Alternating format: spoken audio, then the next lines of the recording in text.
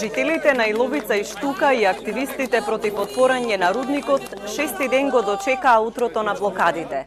Заедно со механизацијата и автомобилите го блокираа пристапниот пат до рудникот, но ангажираните работници и археолозите не се појавија. Активистите на Здрава Котлина и Еко Долина велат дека нема да ги кренат блокадите, се дури не се реши судбината на рудникот. Еден од најредовните е Дедо Илјо, жител на Штука, кој буквално секој ден го дочекува на барикадите.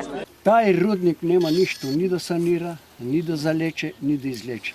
Тоа ќе е една краткотрајна атомска бомба, за одредено време ќе да униште се што има тука и ќе заврши таа такво. После само може да се сликаме. Значи сакам и ве предупредувам во дискусиите да не се става и това не држи дека ако не е руднико и да вработе едни бездомци тука в тие две села, ќе одат луѓето во странство. Миграцијата кој е постар тука знаат, постојала, стои и како стои. Вчера премиерот Заев рече дека судбината на рудникот ќе се одреди во вторник. Навести дека не се исполнети правно-формалните аспекти, а конечната одлука на владата ќе ја соопшти на почетокот на идната недела.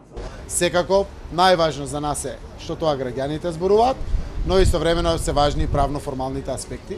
Ако биде се завршено, можно е овој вторник веќе да се донесе одлуката, а ако не, веќе следниот вторник ќе се донесе. Зависи од правно-формалниот аспект на поминување на процедурите. Блокадите на пристапниот пат почнаа минатата недела за да ги спречат археолошките истражувања на огражден што ги финансира Евромакс. Жителите и активистите сметаат дека не смее да има никакви активности во услови кога е истечена концесијата на Евромакс.